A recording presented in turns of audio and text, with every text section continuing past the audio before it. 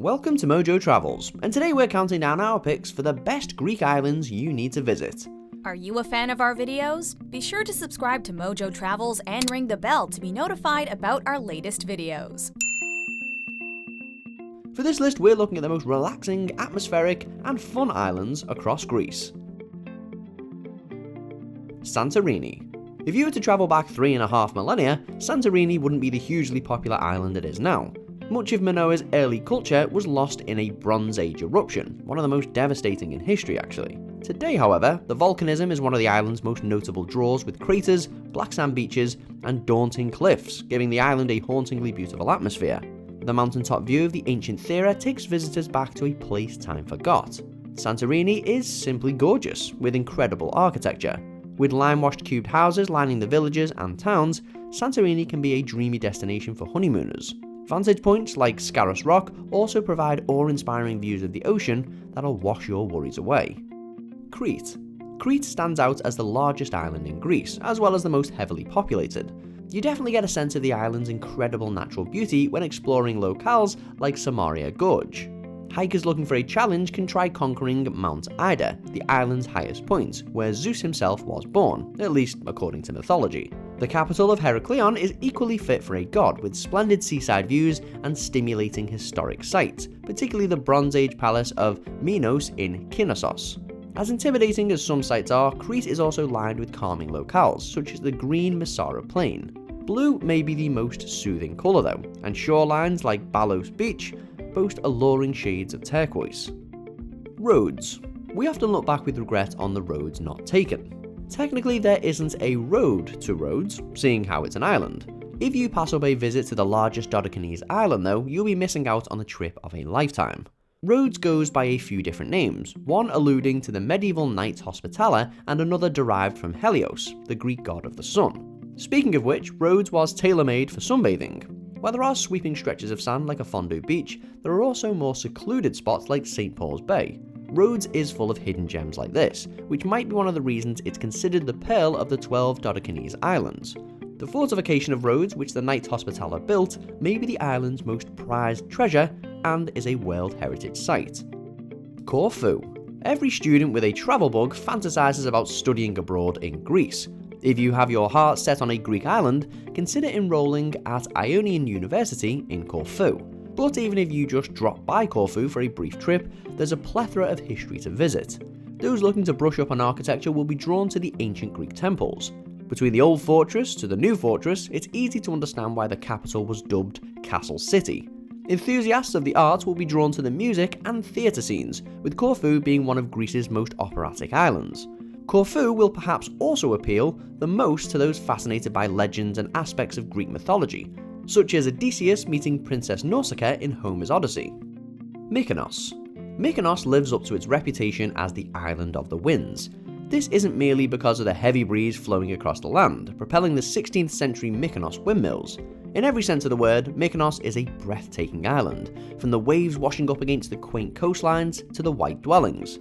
Mykonos has developed a welcoming reputation for members of the LGBTQ+ community, with numerous bars, clubs, and beach clubs.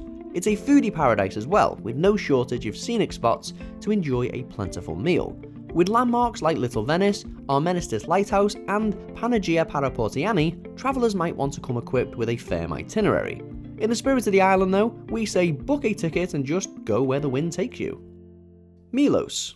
The average traveller might not have heard about this volcanic island, but chances are they're familiar with a few priceless works of art that were discovered there. Between its creation during the Hellenistic period and being moved to the Louvre, where it stands today, the Venus de Milo was unearthed on this island. Before it was secured at the British Museum, the Asclepius of Milos reared its head here. Who knows, maybe you'll stumble upon a lost work of art while exploring the island's beaches, caves, or hills. Okay, that might be unlikely. Considering that the island itself is such a feast for the eyes though, it'll likely feel you've wandered inside a meticulously crafted painting. Sarakanako Beach may be the most unusual yet stunning sight, with white rock formations stretching up. It's as if you're walking on a moon with natural bodies of water. Patmos. Reaching this island is half the journey. Since you can't land a plane in Patmos, you'll have to get there via ferry. Athens is probably the most popular port to travel from, with a 7-hour journey ahead. That might sound like a long trip, but time flies by with such romantic views of the sea. Upon arriving, you'll be rewarded with even more entrancing sights, like the monastery of St. John at the Theologian. This landmark was named after Book of Revelation author St. John of Patmos, who was said to have experienced apocalyptic visions on the island. On that note, you might be interested in checking out the Cave of the Apocalypse where St. John supposedly had the visions. Between these two World Heritage sites, as well as the windmills of Patmos, this island is sure to awaken something within you. Naxos. It goes without saying that if you're in the market for a Greek island getaway, beaches are going to be a big part of the package. Few islands offer a wider collection of beaches than Naxos. One of them is even called Hawaii Beach, which sums up Naxos in a nutshell. It's the missing link between the culture of Greece and the carefree beachfront ambiance of Hawaii. For a bit more of that ancient Greek atmosphere, seek out the Temple of Sangri, which can be traced back as far as 530 BCE. The Temple of Apollo was also constructed around this time. Although it was never finished, the entrance alone is a masterpiece of marble. Emery is the rock that Naxos is most famous for, however. As a matter of fact, it's the primary supplier of this rock. If you stumble upon a piece, consider it a souvenir. Zakynthos. Zakynthos is known for many beaches and attractions, but perhaps the best known is Navajo Beach. While the deep blue waters, white sand and surrounding mountaintops are enticing enough, there's no denying what the main attraction is: the ship washed up in the cove. The story behind the 1980 shipwreck is still debated, with some believing the vessel was helmed by smugglers. In any case, what could have been an eyesore has turned Navajo into one of the most interesting beaches not just in Greece, but in the entire world. While the shipwreck alone is worth the trip, Zakynthos has much more to offer, from its blue caves to its ancient ruins to the island's main city. Zakynthos has been described as the flower of the Levant and flower of the East. With more than 7,000 flower species populating the island, Zakynthos is always in full bloom. Alonnisos. The best Greek islands have something special that makes them stick out from all the others. In the case of Alonnisos, it's the marine life. The island's surrounding waters attract various alluring creatures like dolphins, but most people head there for the Mediterranean monk seals. Opening in 1992, the Alonnisos Marine Park has helped preserve these adorable creatures among other species. While part of the park is dedicated to research and other controlled activities, there is a zone open to the public. Feel free to swim, take photos, and watch the wildlife from a safe distance. There are other dive sites around the island where you'll find blue caves and rainbow-coloured reefs. For land dwellers though, the old village of Kora provides an atmospheric venue to bask in the Greek sunlight. Do you agree with our picks? Check out this other recent clip from Mojo Travels, and be sure to subscribe and ring the bell to be notified about our latest videos.